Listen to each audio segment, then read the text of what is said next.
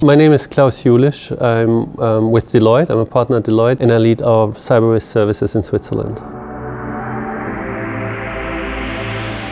Why are we interested? Two reasons at least. The first one being that as a major player in the area of cybersecurity, and we're the largest professional services provider in this space, the topic is clearly dear to ourselves and we take a strong interest in improving the state of cybersecurity in Switzerland but also globally. So it's the topic that brings us here. Secondly, it's the cause, right? Educating the next generation is really important. We've got a talent shortage in cybersecurity, and this is one of the great events that helps the next generation really train and sharpen their minds around cybersecurity. And it's a really great place. It's a great institute, great city, so it's always fun to come to Geneva. It's a huge societal problem, and I discussed it earlier in my presentation. We're becoming more and more of a digital society. It's interesting to see the evolution. Back in the days of the mainframes, people doubted why anybody would want to have a computer at home, and they were wrong. People want to have computers at home. Maybe 20 years ago, people would have doubted why anybody would want to hang computers on their bodies and carry them around all the time. These days, we all have computers, right? We have got our mobile phones, we've got our watches, car keys, run very sophisticated protocols to authenticate and open cars. We have wearables, IT wearables with us, and this trend is just continuing. So it becomes more and more of a societal problem. Our progress as a digital society depends on our ability to get a handle on cybersecurity and prevent something severely going wrong.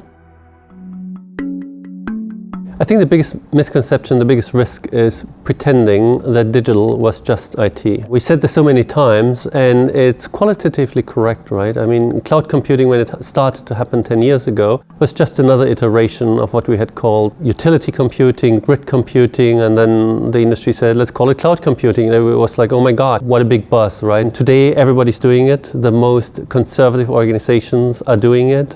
They all want to do more of it. So it's very transformative. Any new startup is starting in the cloud. You wouldn't start by buying servers, you would start by signing a contract with one of the big cloud providers and get the IT. So there's this risk of being too cynical and being too much, oh, it's just IT, oh, it's just automation. Yes, it is, but it is to a degree of intensity and pervasiveness that just changes the quality of the thing. And that's what we're dealing with, right?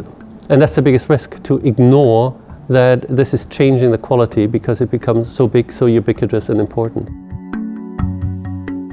It sounds really mundane, but the very first and most important and most fundamental step is to raise awareness and recognize it's a problem. Pedestrians don't run in front of cars because they're aware that they're dangerous, right? And you have to watch left and right before you cross the street. Children do not have this awareness, so they can have accidents. That might sound trivial, but the very same thing is true in cybersecurity. It just comes in a different form. 2 years ago, we had NotPetya, and it reminded many organizations that cybersecurity can be a life or death experience. That's an awareness matter. Nobody wanted to believe that cybersecurity could be that serious.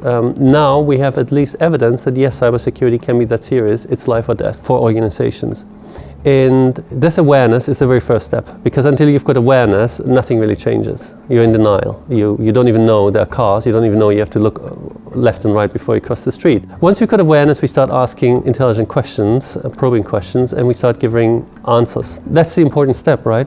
So if you ask the question, what do I have to do in order not to become victim of a NotPetya-like attack, you will find that actually very simple precautions they can take get you a long way. It's not all about technology, not all about fancy and high tech and sophistication. It's really just thinking it through, asking the right questions and giving answers to it and executing against it. And if we do this more systematically, being aware, asking the questions and giving intelligent answers and acting on those answers, I think we're going to be a whole lot better off.